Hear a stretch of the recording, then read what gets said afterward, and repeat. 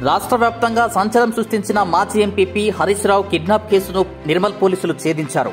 నిర్మల్ జిల్లా కేంద్ర సహకార బ్యాంకు డైరెక్టర్ మామల మాజీ ఎంపీపీ చిక్యాల హరీష్ రావు కిడ్నాప్ ఘటన ఇటీవల రాష్ట్ర వ్యాప్తంగా సంచలనం సృష్టించిన విషయం తెలిసిందే.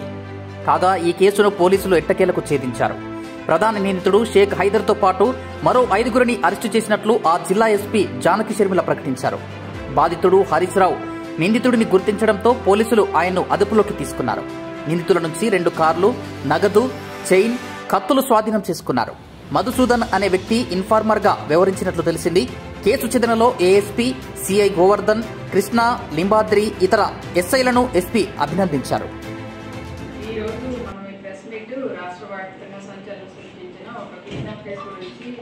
నిర్మల్ పోలీసులు ఈ కేసులో సక్సెస్ సాధించారు.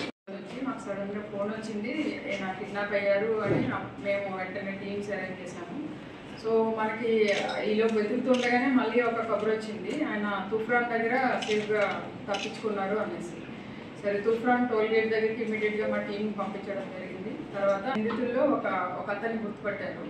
అందులో అతను వచ్చేసి షేక్ హైదర్ అనే అతను. ఆయన దగ్గర ఇదివరకు ఒక డ్రైవర్గా పనిచేశాడు 15 years బ్యాక్.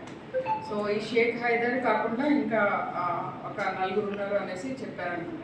వాళ్ళు ఆయనకు తెలీదు, ఈ కుడెంట్ ఐడెంటిఫై అని.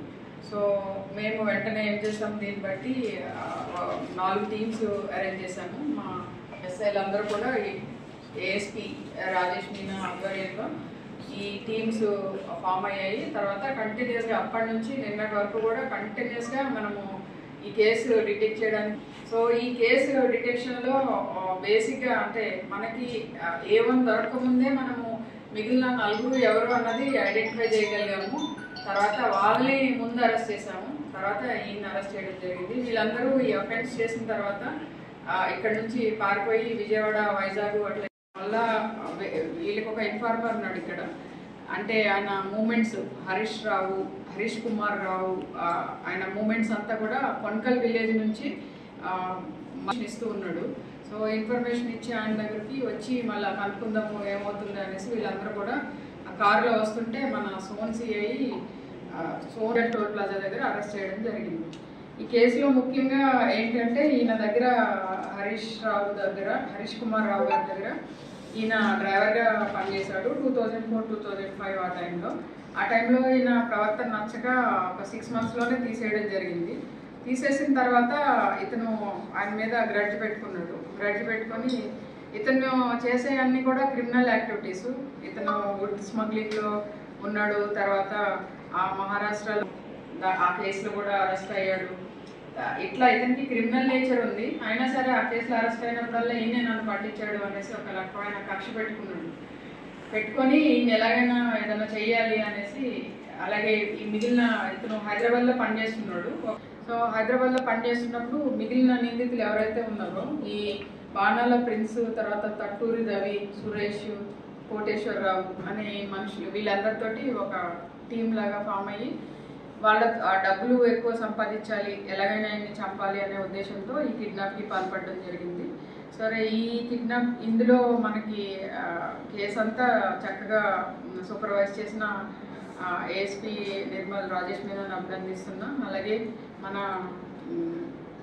సోన్ CI Govardhan and Nirmal rural CI Krishna, అలాగే రూరల్ ఎస్ఐ లింబాద్రి, తర్వాత మామిడా ఎస్ఐ అశోక్, సారంగపూర్ ఎస్ఐ శ్రీకాంత్, తర్వాత ప్రవీణ్, అలాగే మనం మర్చిపోయాను ఎస్బీ ఇన్స్పెక్టర్,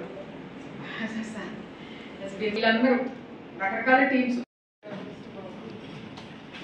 వాళ్ళ నేమ్స్ మేడం అదే నోట్లో పెట్టి ఎవరెవరు కానిస్టేబుల్స్ వర్క్ చేశారు ఒక పాప.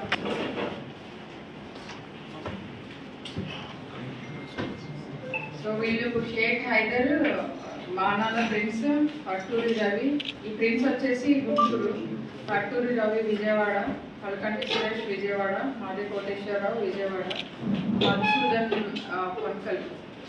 ఈయన మూమెంట్స్ అంతా ఆయన చెప్తూ ఉన్నాడు.